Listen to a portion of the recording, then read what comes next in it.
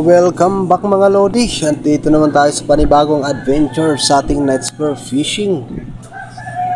Dito kami ngayon sa Barangay Poblasyon ng Maripipi Island o dito sa tinatawag naming Bungtok. Bali, dalawang barangay yung nasasakop dito. Yun ang Barangay Binungtuan at Barangay Ermita. So dito kami ngayon mag-uumpisa sa may Roro Port at ito na nga. Umpisa na namin yung pamamana ngayong gabi kasama si Kuya Bobot at si RJ. Dumayo muna kami kasi maaram sa lugar namin. At ito na, dive na agad tayo mga lods. At samahan nyo ulit ako sa ating pamamana ngayong gabi. So ito, first fish natin na nakita ay isang tagbago. Inaantay ko siyang gumalaw mga lods para mapana natin, pero hindi talaga. Naubusan lang tayo ng hangin kaya ayun, sumablay. At dito sa second dive natin, ito naman isang silay, hindi rin tinamaan mga lods. Parang kinakalawang na tayo. At eto yung unang nakahuli natin mga lods. Napakaswerte, isang kulambutan or cuttlefish. Ayun, sapol mga lods. Bali, may nauna na pala sa amin na mamana. Bali, sumusunod na lang kami sa kanila. Tatlo rin sila at taga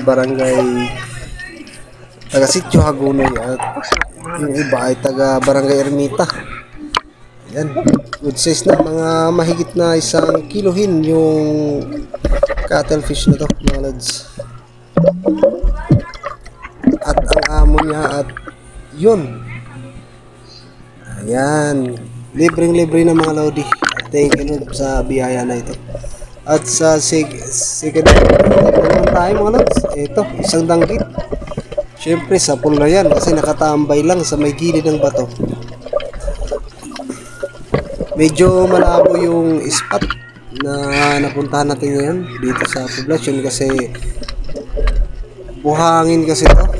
Kaya kahit konting alon ay madali talagang lumabo yung dagat. At ito, nakadali pa nga tayo dito ng isang 800 grams na pugita mga lods. At nabenta natin to ng 120 pesos na libre na pang adobo nung nakabili. At maraming salamat. At ito, dalawang silay na naman yung nakita natin, pero ito yung malaki yung papanain natin. Ayan, screenshot mga lods. Sana tuloy-tuloy yung iyaya na makukuha natin sa spot na ito. Pero sinabaw namin yan mga lods at payat siya. At ito, nakakuha na naman tayo ng isang pusit na hindi natin nakunan sa video, pero goods na pang ulam mga idol kasi mailap siya. At pinana na lang natin para hindi na talaga makakawala pa. At ito, nakakita tayo ng isang sponge crab or kargador kung tawagin dun sa Northern Samar. At nakakain daw to, pero hindi muna na kinuha kasi wala tayong lalagyan at natatakot kasi yung itsura niya. At ito, isang tagbago pero mahirap yung pesto kaya hindi masyadong nakita sa video, kaya ito na lang na-secure natin, kaya goods na rin pang ulam mga lods. At shoutout na pala sa ating mga solids viewers dyan at subscribers na natiling nakantabay sa ating video. At ito, pangalawang cuttlefish mga lods. Habang pabalik na kami dun sa may pinaglanguyan namin at pinagumpisan, nakadali pa tayo. Nasa may 2 lipa na lang yan. Syempre, tuwang-tuwa na naman tayo dyan. Hindi natin akalain na mga 2 cuttlefish pa tayo. Thank you Lord dahil sa biyaya na nahuli natin ngayong gabi. Medyo tinagalan pa natin kasi sobrang saya natin talaga pag nakakahuli tayo ng mga kwentong pagbenta. At sana mga lods, huwag kalimutan natin mag-pindot yung like at subscribe na rin sa ating munting YouTube channel. Malaking tulong na po yun na magagawa sa ating monetization. At maraming salamat. Ito, pumana pa tayo ng isang turutot kung tawagin. Dito sa lugar namin, masarap din itong pangsabaw mga idol. Good size na, kaya hindi ko na yan pinalagpas. At sayang naman, mahaba-haba na rin yan at pag-ulam na rin talaga. At eto, hinuli na rin natin to, isang congaril or ubod kung tawagin dito sa lugar namin. Nahirapan pa tayong sundan kasi di tayo makahanap ng pwesto, kaya bumalik muna tayo para kumuha ng hangin at binalikan natin siya kasi hindi naman siya umalis sa ilalim ng ito. At ayun siya, at ayan na mga lods, hindi ko agad na-retrieve yung pana kasi naipit dun sa may ilalim ng bato, kaya ayan na siya, binalikan natin at ayun, nakawala pa nga. Akala ko hindi ko na makukuha, pero ito na siya mga lods, napuruhan din pala, kaya hindi na talaga siya nakatakas pa.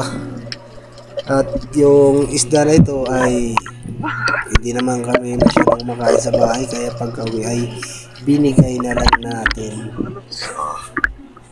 Pinala ko lang talaga yan kasi para dun sa may gustong kumain, kaya share na lang natin.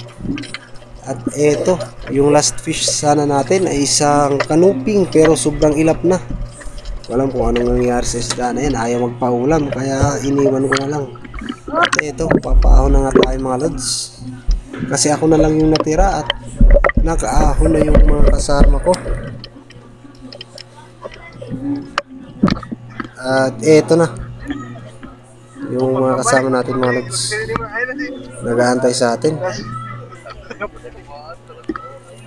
Libre na rin pang-ulam nila, pero medyo marami yung grasya na nahuli natin ngayong gabi.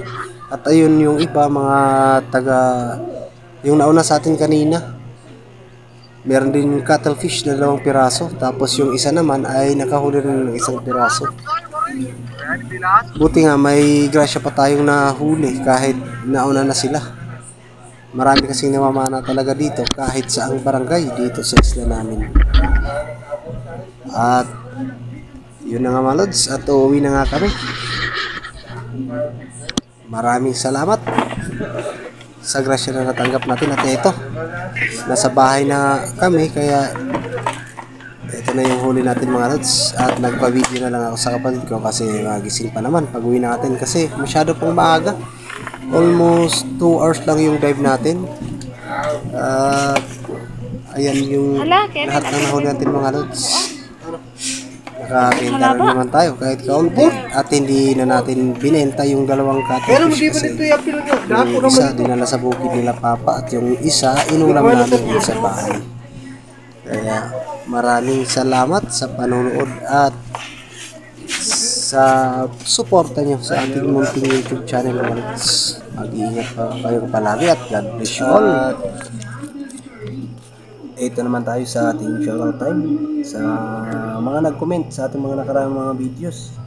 So wag nating patagalin at shoutout pala kay LUKT Mix Adventure, kay Master John Fishing TV, kay Master Sagay Adventure, kay Bro Buy Pana Good Vibes Fishing ng Northern Samar, at kay Ma'am Rosana Villahermosa, kay Master Roger Lunor, kay Master Larry Amos Hilario Lacuachero, kay Master Rapis Pro Fishing, kay Master Rinan Fishing Adventure, kay Master C Adventure PH, at kay Zen Zalango ng Pasig City, Metro Manila. At shoutout din kay Broderick Wade ng Babatngon Leyte. So yun lang mga lods yung nakapag-comment sa ating nakaraang videos, kaya kung nakapanood kayo ng videos natin ay leave like and comment na lang mga lods, at siguradong shoutout kayo sa next video natin. So God bless po sa inyong lahat at mag-ingat po kayo palagi at mabuhay po kayo. See you next video mga lods at mga master.